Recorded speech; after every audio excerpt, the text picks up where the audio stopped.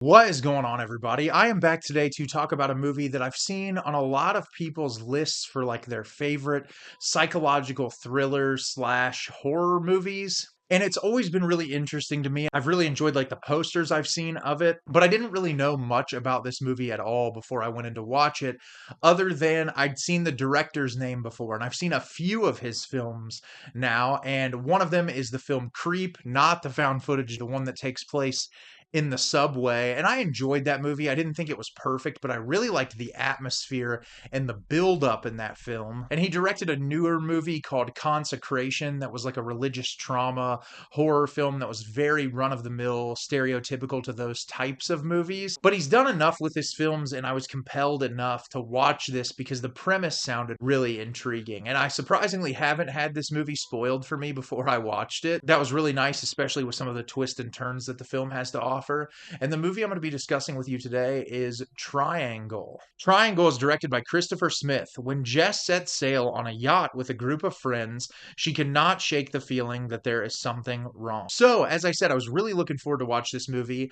Didn't know much about it before I checked it out, and I enjoyed this movie, but it's relatively a mixed bag for me. I feel like it has its fair share of problems, especially with the pacing, and once information is revealed to you based on the twist of the movie, I don't find it to be compelling enough throughout the runtime, and the ending wasn't all that satisfying. I do like elements of it and bits and pieces, but it's a little too all over the place for me to genuinely love it. And I'm going to start the review today telling you things about it non-spoilery, and then I will spoil the movie later on, but I'll give you a little hint when that's going to happen in case you haven't seen the movie yet and you want to skip over my spoiler-filled thoughts. So at the beginning of the film, we are introduced to Jess, and we see her with her young son, who we find out through the early parts of the movie has autism. And we see a couple of scenes with her and him interacting at the beginning of the movie, and you can tell it's very difficult on her. She seems like she's trying to be a good mom, but she doesn't necessarily know if she's making the right decisions for him all the time. And we see her show up at this harbor with all of these boats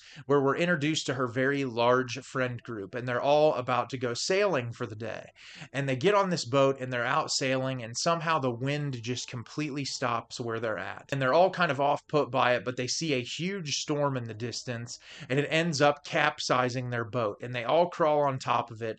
Well, they're in the middle of nowhere. They don't know how they're going to be able to get back to shore. And this enormous cruise liner pulls up next to them. And they get on board, and it is completely and totally abandoned. But someone is on board in a burlap sack with a weapon that is trying to kill them. And that's the most plot I can give you without spoiling the movie. So my spoiler-free reactions, like I said, I thought this movie was really enjoyable. The performances for the most part are solid. I feel like some of the character interactions, there's some dialogue that's a little cheesy, and some of the forced emotionality in moments can come across as a little hokey, but I did like the dynamic built between the characters, especially like some of the girls who are on board have predispositions about Jess's character, and it's like she's clearly someone who's going through a lot, who's trying to live her day-to-day life, and she's being judged by these people that barely know her. And I thought that creating that dynamic really early on was fascinating. And then her relationship between the guy that's on board and like how she clearly is desiring a relationship with him, but they haven't been able to make it work. And so it's interesting because the characters aren't necessarily fully fleshed out, but there's enough there to grab a hold on to make it interesting.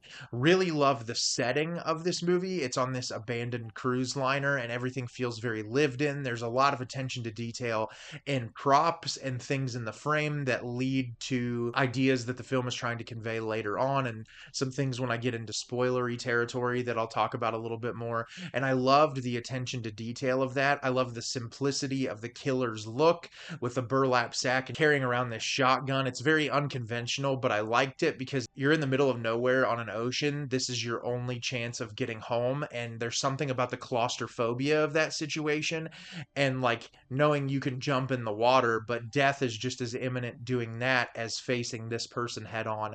And I think it creates a really nice sense of dread and unease for you as a viewer. So that is about all I can talk about without spoiling the movie. I think this movie is a lot of fun despite the issues that I have with the film. So I think that if you've never seen it before, you 100% should go watch it. But from this point onward, I'm going to talk about spoilers in the movie. So here we go. So the entire bit of the movie is that Jess gets on board. This series of events happens where each one of her friends is killed off right in front of her. And she goes up to the top of the deck and she manages to push the killer off the boat.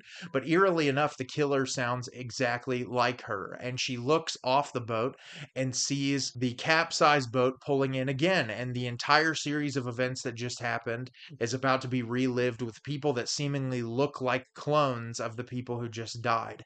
And we find out that Jess is trapped in a time loop on this boat where the same cyclical series of events is happening over and over and over again. And she decides she wants to get home to her son, and the only way she can do that in her mind is if she breaks that series of events. And so she is the killer. She finds notes that say, you need to stop them before they get on board, and if they do get on board, you kill them, because she thinks that's the only way that she can break the cycle. So, like I said, really fascinating concept for a movie. When that's revealed, it's really interesting. The problem I have with this movie is it starts to feel very repetitive and not in a good way. Obviously, repetition is going to exist because it's these characters getting on board, getting killed off, and the cycle starting over and over again.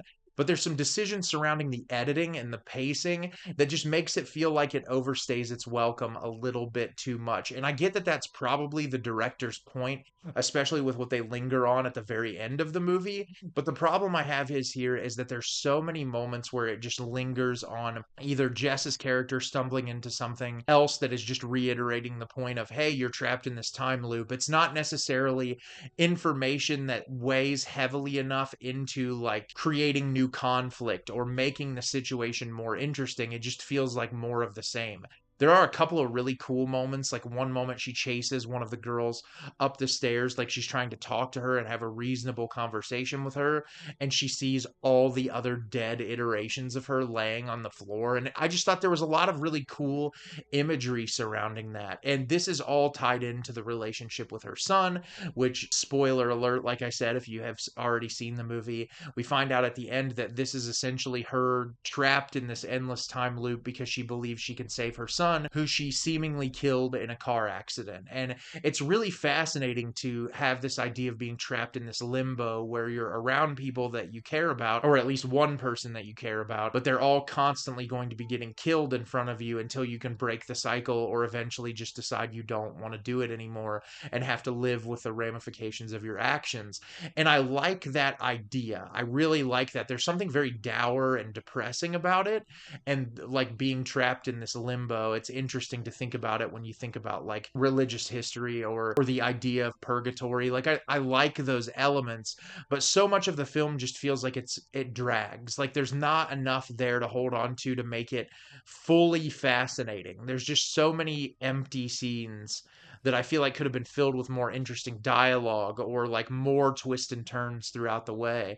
But instead, it just feels like the same repetitive cyclical sequences. And some of the editing is really jarring. There's this one scene where they do this edited sequence where it's like she'll move her head and then she does it the same way again. And I think it was the director trying to reiterate the point to you as the audience that like she's trapped in a time loop, but you don't need that editing to figure that out. The movie is very on the nose. I've seen some people say that this was really confusing to them, but honestly, it felt very straightforward to me. And it felt like, especially with a lot of the dialogue earlier on in the movie that was alluding to what was going to happen when you figured out that it was just the same people trapped in this time loop, I found it to be relatively simplistic for a movie that seemingly was trying to be very complicated. And I don't know, I wanted more from it, despite being really entertained. And I had a fun time watching the movie. Don't take that away from it. The violence is great. I really liked a lot of the moments where you'd see the cycle being broken, or like I said, the bodies laying there. Some of the interesting things they did visually, I just wish it was more substantive. I think that it could have been much harder hitting if there were different things changed and the execution was a little bit better. So have you seen Triangle? Did you love it? Did you hate it? Leave me a comment down below and let me know what you thought. I thought this movie was entertaining but flawed. I still think it's 100% worth watching. It's available, I think, on Prime Video and Tubi right now, so you should definitely check it out if you haven't seen it yet. As always, if you can like the video and subscribe to the channel, helps me out a lot and lets me know the type of content you're looking for. I'm always putting out new material and look forward to getting more out for you in the near future. And as always, everyone, thank you so much for watching and have a great rest of your day.